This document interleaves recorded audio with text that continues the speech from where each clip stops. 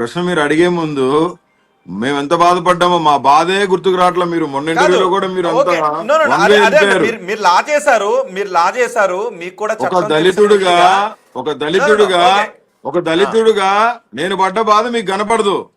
నేను దళితుడిగా ఒక మాట పవన్ కళ్యాణ్ గాని చంద్రబాబు నాయుడు గారు కానీ లోకేష్ గారిని కానీ ఆ అన్న మాట ఏదో ఒకటి అన్న మాటలు అన్ని తీసుకొచ్చి మీరు అంటే ఇప్పుడు నేను చెప్పాను మీకు, సార్ మార్పు వచ్చింది, I regret my self, never ever repeat a single word from my mouth అని చెప్పాను నేను మీకు. మీకు ఇప్పుడు అనిల్ కుమార్ గారు ఇప్పుడు మీకు పవన్ కళ్యాణ్ ఎదురు పడితే ఏం చేస్తారు?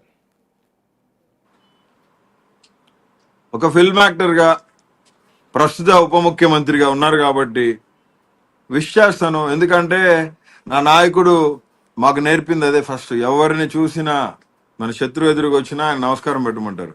ఎందుకంటే ఆయన నమస్కారం పెడతారు. అలాగే జగన్మోహన్ రెడ్డి గారు, చంద్రబాబు నాయుడు గారు కనపడ్డా, ఉప ముఖ్యమంత్రి మన పవన్ కళ్యాణ్ గారు కనపడ్డా, మన మంత్రి లోకేష్ గారు కనపడ్డా, ఎవరు కనపడ్డా ఖచ్చితంగా నమస్కారం పెడతారు. ఆయన ఫాలో అవుతున్నాం కాబట్టి, ఆయన శిష్యుడిని కాబట్టి నేను ఖచ్చితంగా పవన్ కళ్యాణ్ మాట్లాడతాను. కావచ్చు, పవన్ కళ్యాణ్ కావచ్చు, గతంలో అన్న మాటలకు సారీ చెప్తారా?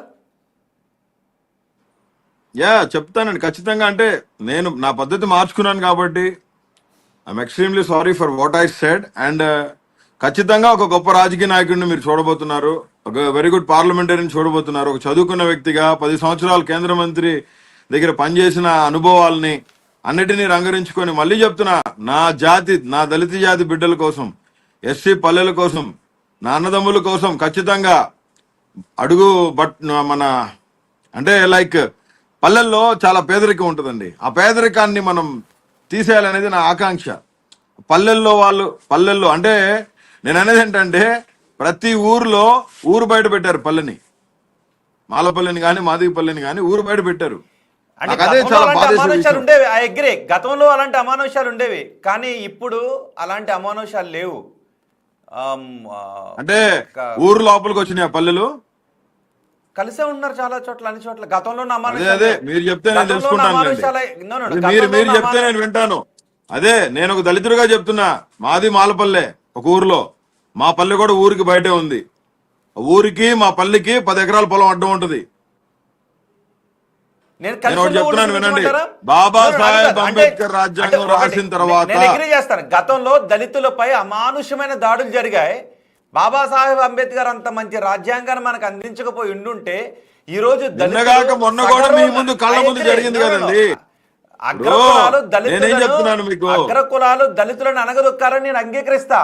అలాంటి ఈ రోజు మీరనే దాన్ని నేను అంగీకరించను. నిజంగా అమాయకమైనటువంటి దళితులు ఎంతో మంది అగ్రకులాల చేత అనగదొక్కబడి ఉన్నారు. కానీ మీరు అమాయకుడు అంటే నమ్ముతారా? నేను అమాయకుడు అంటే నమ్మడం కాదండి. నేను ఆ మాట మాట్లాడేది మీ దగ్గర. నేనేమంటానంటే అనిల్ కుమార్ గారు మీ వీడియో ఆగింది, ఒక్క నిమిషం అండి. ఇప్పుడు ఓకే కదా? ఇప్పుడు నిన్న కారుమూరి వెంకటరెడ్డిని అమ్మే చేసిన ఆరోపణ ఏంటండి? వర రవీందర్ రెడ్డిని స్వాగతిస్తున్నా అన్నాడు. మరి నేనే పాపం చేశాను? అసలు నేను ఇప్పుడు వాళ్ళ వైసీపీ పార్టీలో లేనప్పుడు ఎవరూ మాట్లాడలేదు. సానుభూతి పరుడుగా నన్ను అంగీకరించారు. సానుభూతి పరుడినే, అది ఎవరు చెప్పినా ఎవరు చెప్పకపోయినా, ఎవరికి ఇష్టం ఎవరికి ఇష్టం లేకపోయినా నేను ఎంచుకున్న నాయకుడు వైఎస్ జగన్మోహన్ రెడ్డి గారు. ఇప్పుడు కారుమూరి వెంకటరెడ్డి అనే అతను ఒక అధికార ప్రతినిధిగా ఉండి ఆయన నన్ను అపోజ్ చేశాడు. అసలు నేను వాళ్ళ వైసీపీ పార్టీ కానప్పుడు నన్ను పాయింట్అవుట్ చేసి కాదు, బోర్గడ్డ అనిల్ కుమార్ ని పాయింట్అవుట్ చేసినా, బోర్గడ్డ అనిల్ కుమార్ ని విమర్శించినా, బోర్గడ్డ అనిల్ కుమార్ ని విష్ చేయకపోయినా అది దళితులను అవమానించినట్టుగా బోరుగడ్డ ఎందుకు ప్రాజెక్ట్ చేస్తున్నారు? బోరుగడ్డ దళితుడు కాదా? బోరుగడ్డ దళితుడు కాదు అని అనలేదు, కానీ బోరుగడ్డ అనిల్ కుమార్ ని రాజకీయంగా విమర్శలు చేస్తే అది దళితులను విమర్శించినట్టుగా బోరుగడ్డ ఎందుకు ప్రాజెక్ట్ చేస్తున్నారు? నేను ఎప్పుడు ప్రాజెక్ట్ చేయలేదే. ఇప్పుడు కూడా నేను కూడా ఒక దళితుడిని కాబట్టి నేను వ్యవస్థ ఎలా ఉంది, ఎలా పనిచేసింది, ఇప్పటికీ ఎస్సీలకి అంటే ఎస్సీలు అంటే కొద్ది గొప్ప చులకన భావన ప్రభుత్వాలు ఉన్నాయి. ఎస్సీలకి పెద్దపేట వేసిన ప్రభుత్వం కూడా ఉంది. నేను ఆ విషయం మాట్లాడట్లా. ఇప్పుడు నేను సమాజంలో నేను వ్యక్తిగత కాదు మరి హననానికి గురయ్యాను. అనంతబాబు డ్రైవర్ ని చంపేసింది ఎవరిని? ఆ ఇష్యూ ఏదో ఉంది కదా, ఎవరిని? ఎవరు మీరు ప్రభుత్వ చూసారా? హయాంలో ఆ డ్రైవర్ ఎవరు? అనంతబాబు డ్రైవర్ ని చంపేశాడని కోర్టు పరిధిలో సబ్జెక్ట్ అది. చంపేశాడు కోర్టు అనే పరిధిలో మాటలు ఉన్నది ఏదైనా వస్తున్నాయి మనం ఎందుకు కదా. మాట్లాడాలి? ఇప్పుడు అనంతబాబు చంపాడా లేదా అనేది కోర్టు తేల్స్తుంది. అది మీరు కానీ నేను కానీ తేల్చే సబ్జెక్ట్ కాదు. And I'm no way concern with that. నేనేమో మాట్లాడుతున్నానంటే నా వ్యక్తిగత హననం జరిగింది. ఉచ్చపోసారు నా మీద. నా మీద ఎందుకు ఉచ్చపోయాలి రోహిత్? నేనేంది అంటే అందరినీ అలాగే ట్రీట్ చేస్తున్నారా? చాలా మంది కాపుల్ని, చాలా మంది రెడ్లని, చాలా మంది చౌదరీస్ ని అరెస్ట్ చేశారు. వాళ్ళు అలాగే ట్రీట్ చేశారా? వాళ్ళని శ్రీకాకుళం నుంచి అనంతపురం దాకా తిప్పారా? ఓకే, అది నిజమైతే మీరు ఖచ్చితంగా న్యాయ పోరాటం చేయొచ్చు. సాక్ష్యాలు ఉన్నాయన్నారు. మెడికల్ కౌన్సిల్ ఆఫ్ ఇండియా ఇచ్చినటువంటి రిపోర్ట్ కూడా ఉందని అన్నారు మీరు. సో మీరు దాన్ని బట్టి మీకు న్యాయ పెట్టాను, పోరాటం మీరు చూడలేదు చేయొచ్చు. ఇంకా. మీరు డిస్ప్లే చేయండి. అవును. మీకు ఎయిమ్స్ రిపోర్ట్స్ అన్ని పెట్టాను, ఎమ్మెల్సీ చేయించుకుని పెట్టాను, professor urology professor, ortho professor వాళ్ళు ఇచ్చిన సర్టిఫికేట్స్ మొత్తం పెట్టాను నేను మీకు. నేను ట్రీట్మెంట్ లో ఉన్నాను. ఆర్థోపెడిక్ ప్రొఫెషనల్స్ నాకు ట్రీట్మెంట్ చేస్తున్నారు. యూరాలజీ కన్సర్న్ లో ఉన్నాను. నాకు ఆల్మోస్ట్ నియర్లీ నాకు ఒక 1-2 months సర్జరీ కూడా ఉండొచ్చు యూరాలజీకి సంబంధించింది. ఓకే, మీరు దానిపై న్యాయ పోరాటం చేయొచ్చు.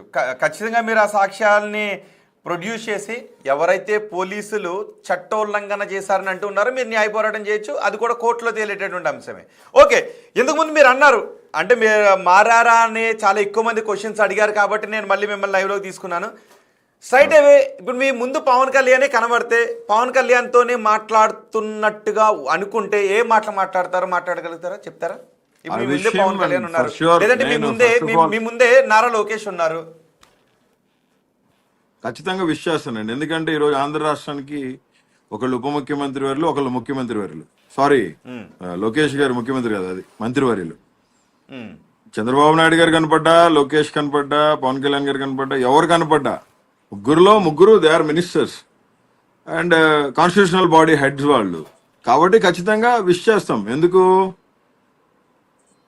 మాకు రాజకీయ గుప్పాలు పోసి బయటికి తీసుకొచ్చిన వ్యక్తి, రాజకీయంగా ఆయన బాటలో నడుస్తాం కాబట్టి ఖచ్చితంగా ఆయన గౌరవప్రదంగానే అందరినీ ఈ రోజు విష్ చేస్తారు. కాబట్టి మేము కూడా విష్ చేస్తాం.